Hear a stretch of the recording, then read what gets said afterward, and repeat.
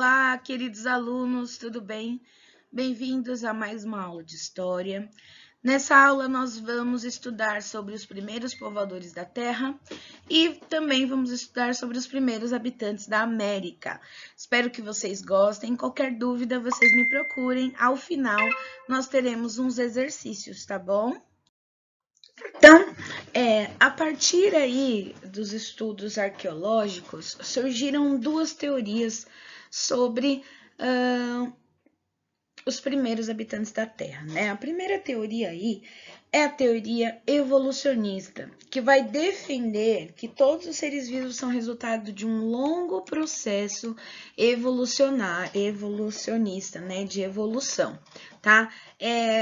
Essa ideia aí, ela foi defendida pelo principal cientista, pelo cientista inglês Charles Darwin, né, que ele afirmou no século XIX que todos os seres vivos, eles são o resultado de um longo processo de evolução, né? Para ele, os seres vivos, eles originaram-se das formas mais simples de vida e estão permanentemente em mudança, né, em evolução.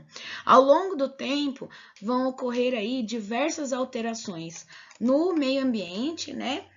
E assim, os indivíduos que apresentarem características favoráveis à sobrevivência nesses ambientes, eles iriam viver muito mais, né? Muito mais tempo. Né? E ao se reproduzirem, eles vão transmitir essas características aos seus descendentes. Ou seja, né? É a raça mais forte que vai dominar. Já os indivíduos que não apresentam essas adaptações que favoreçam a sua sobrevivência nesses ambientes, eles teriam morrido, né? Que é o caso de vários animais que teriam desaparecido durante o tempo.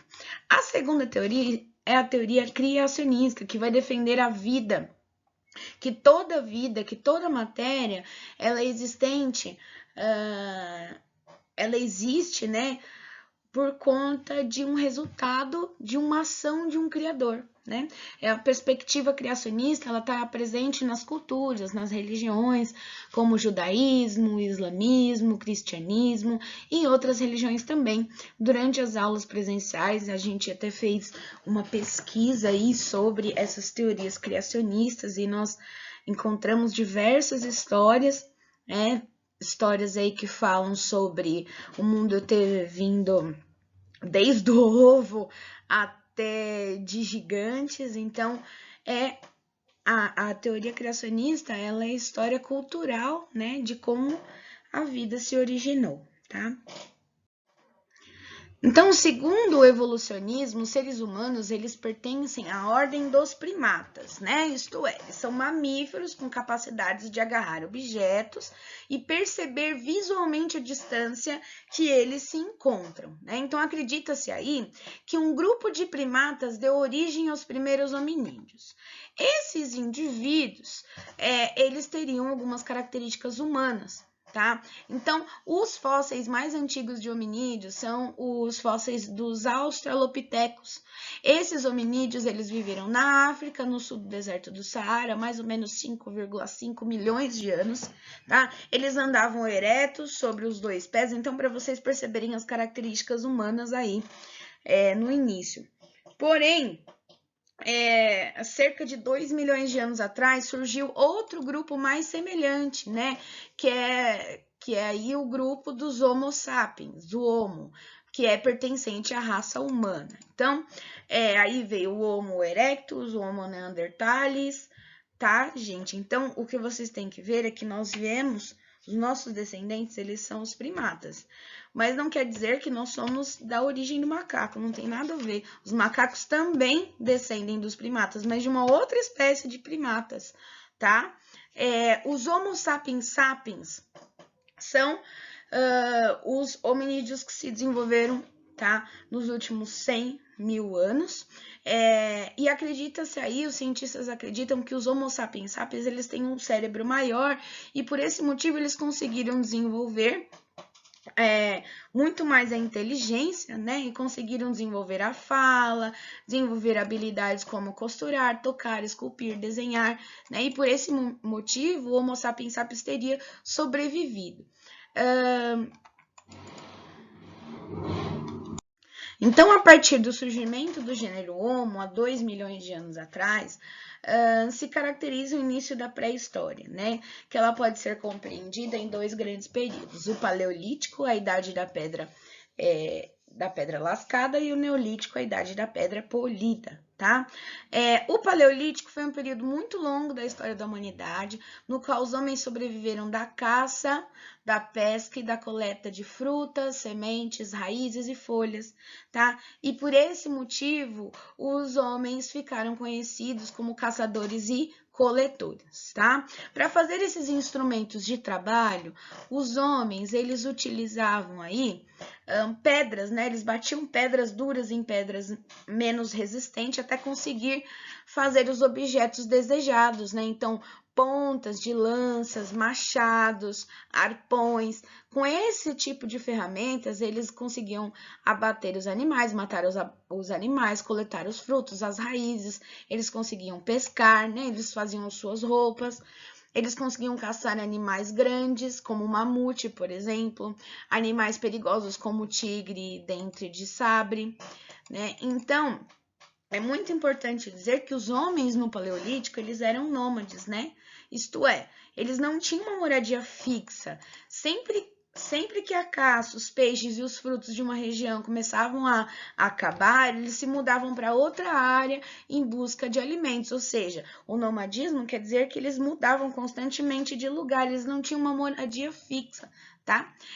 O uso de arco e flecha, que começou, né, no Paleolítico, permitia esses caçadores acertar os animais muito mais longe, tá? Então, como mostra aí no livro de vocês. Foi no período Paleolítico também que o homem conseguiu dominar o fogo, né? Desde muito tempo, o ser humano, ele obtinha o fogo que eram causados aí por raios, né, nas florestas, né? Porém, há 500 mil anos, o homem conseguiu descobrir como produzir o fogo, tá? Então, isso é um dado muito importante, porque a descoberta de como produzir o fogo revolucionou toda a história do homem, tá?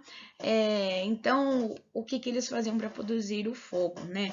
Uma das técnicas consistia em girar bem depressa um bastão de madeira dura e seca dentro de uma cavidade de madeira, né? O atrito fazia calor, com o qual se acendia um punhado de gravetos ou palhas já deixados por perto, né?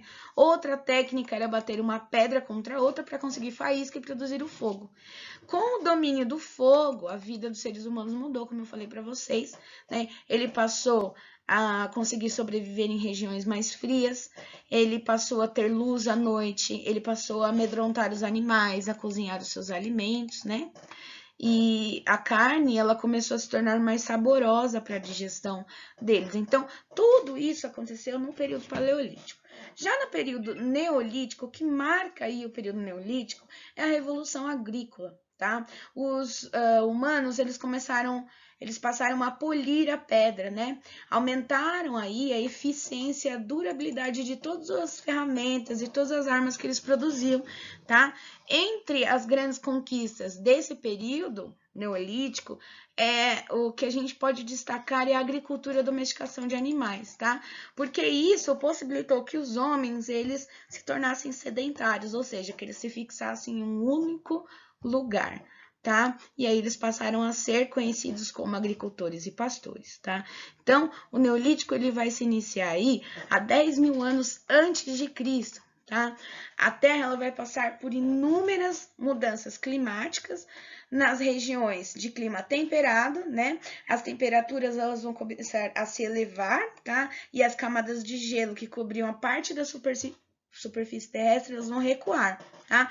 Os animais que eram acostumados com climas frios, como os bisões, os mamutes, eles vão começar a desaparecer, né? E aí a comida vai ficar escassa para os hominídeos da época.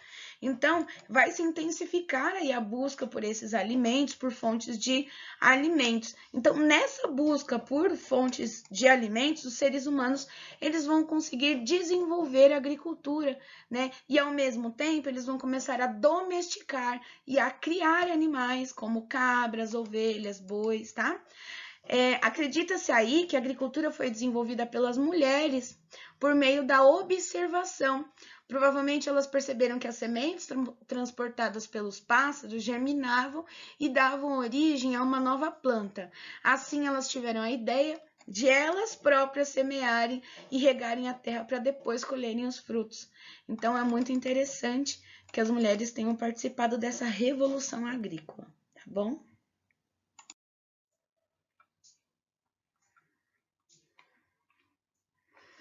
Então, a prática da agricultura, ela vai revolucionar a vida humana, né? Ela vai favorecer aí uma série de mudanças, né? Então, a primeira mudança é a sedentarização, né? Então, os homens, eles vão sobreviver do cultivo e do pastoreio, tá? Os seres humanos, eles vão passar a produzir o seu próprio alimento e não vão mais precisar mudar constantemente de lugar. Então, aos pouquinhos, né, eles foram se tornando sedentários. Isto é, eles vão passar a se fixar num determinado território, tá? A prática dessa agricultura, ela vai revolucionar a vida humana, ok, gente? Depois, como mudança, descoberto de instrumentos de trabalho, né? Eles começam a fabricar pontas de lança e de dardo feito de sílex polido, tá? A terceira mudança é que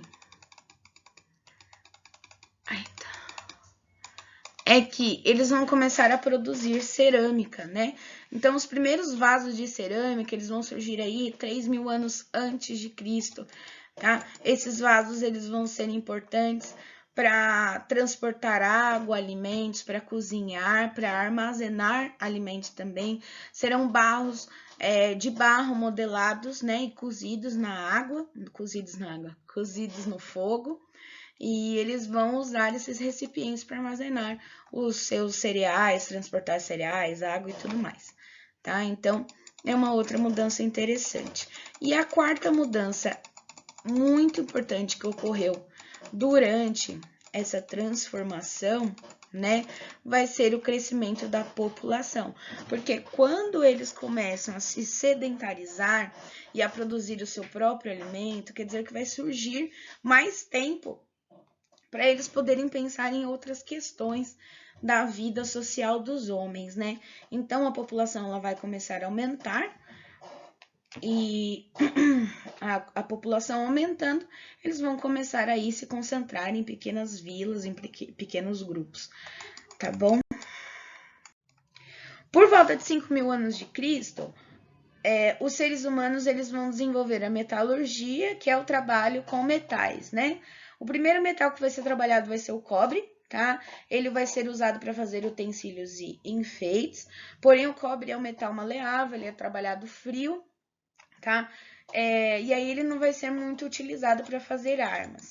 Por volta de 3.000 anos antes de Cristo, os humanos vão descobrir a técnica de fabricação do bronze, né? Que é um metal mais duro e resistente que o cobre, tá? O bronze, ele é o resultado da mistura do cobre com estanho, tá? E vai ser nessa época também que os seres humanos vão aprender a aquecer e derreter para modelar o metal com aquilo que eles desejam, né?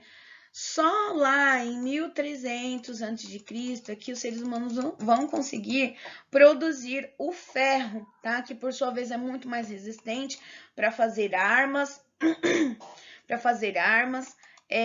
e para fabricar o ferro é necessário que eles tenham um forno que tenha temperaturas altas e que ela esteja constantemente quente para o derretimento desse minério. Eles vão fazer armas, tá? Como espadas, escudos, pás, enxadas e arados, né? E com isso eles vão aumentar a capacidade de produzir alimentos e defender os seus territórios.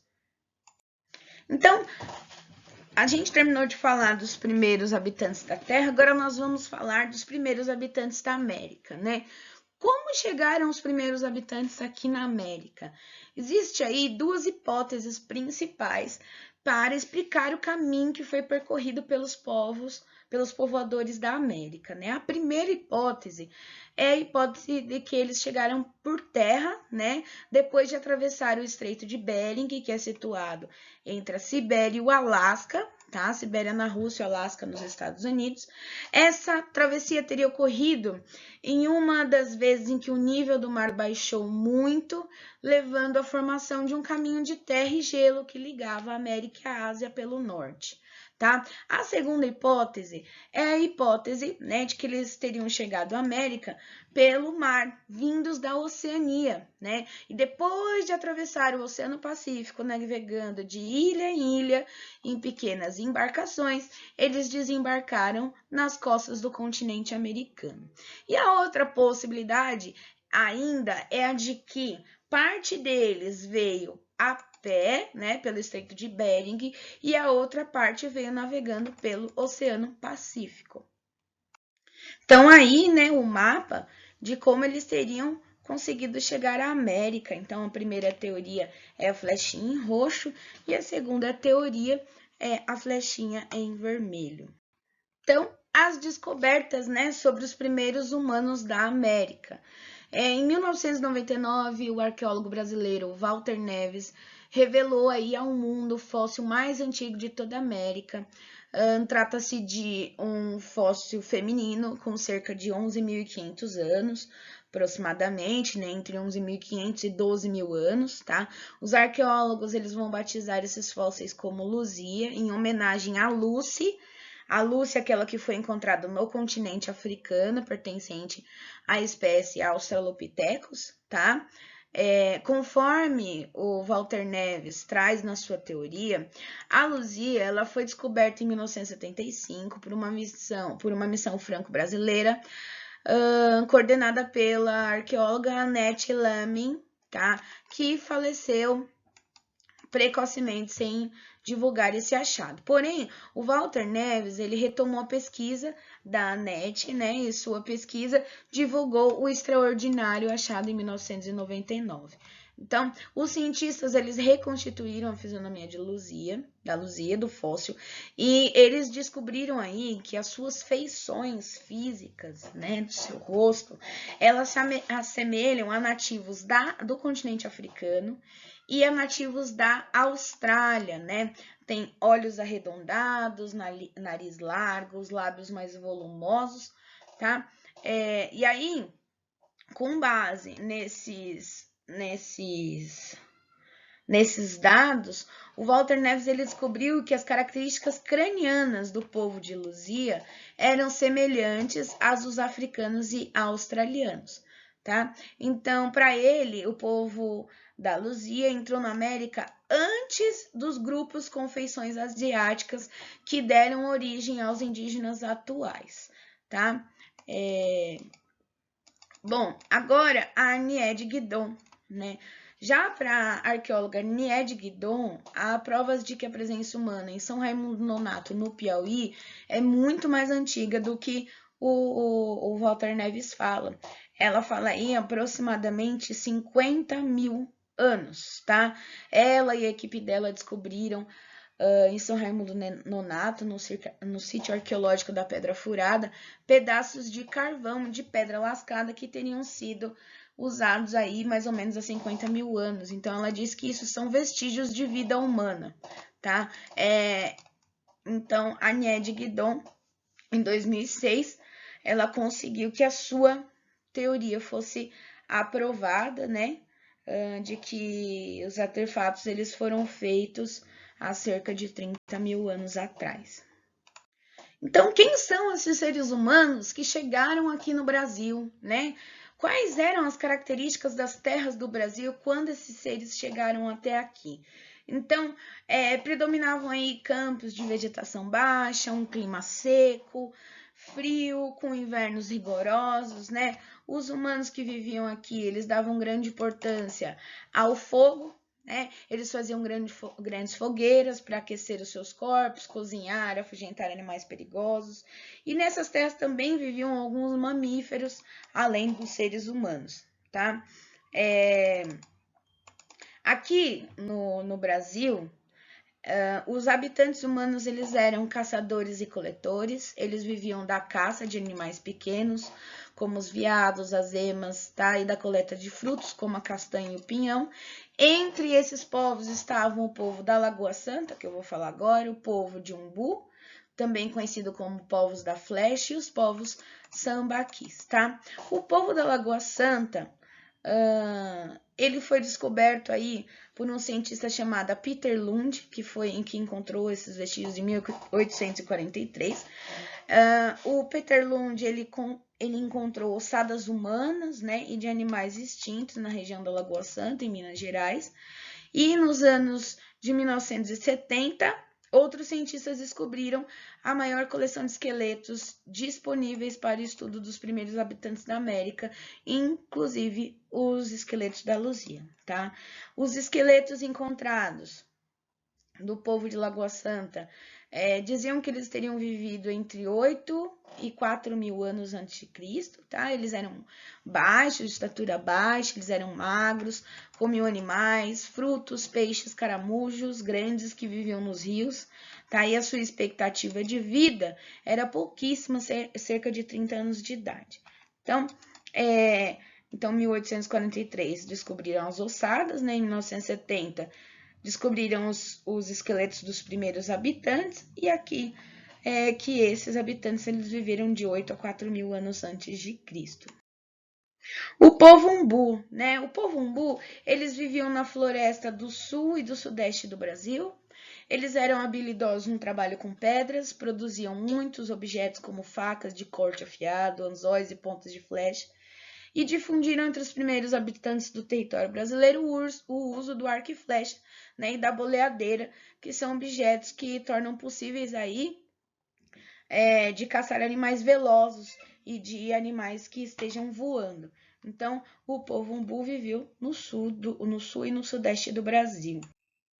E o povo Sambaqui, que viveu na região litoral entre os atuais estados do Espírito Santo e do Rio Grande do Sul, tá? Eles se fixaram próximos de praias e eles viviam com os recursos oferecidos pelo mar, né? Então, a base alimentar deles eram os peixes e os moluscos, tá?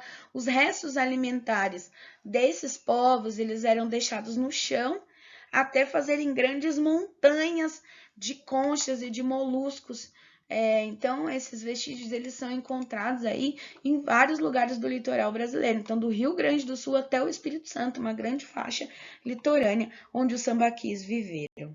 Vamos lá fazer essas atividades no caderno, tá? Então, primeira questão. Explica as teorias criacionistas e evolucionistas. Só dizer o que se trata cada uma delas, tá? 2. O que é sedentarização? 3. O que é nomadismo? 4. Qual a importância da descoberta do fogo para os homens pré-históricos? 5. Qual continente é chamado do berço do homem? Então, onde nasceu o homem, né? Onde que a história fala que o homem, onde houveram os primeiros homens, né? Quem é Luzi e por que ela ganhou esse nome?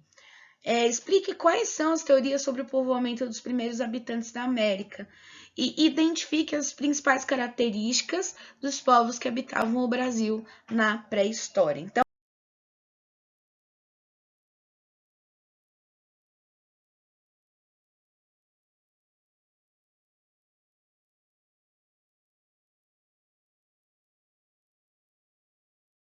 Então, a nossa aula de história vai ficar por aqui. Espero que vocês tenham gostado. Os exercícios eu vou passar lá numa atividadezinha. E aí vocês podem exercitar o que a gente aprendeu. Um grande beijo. Tchau, tchau.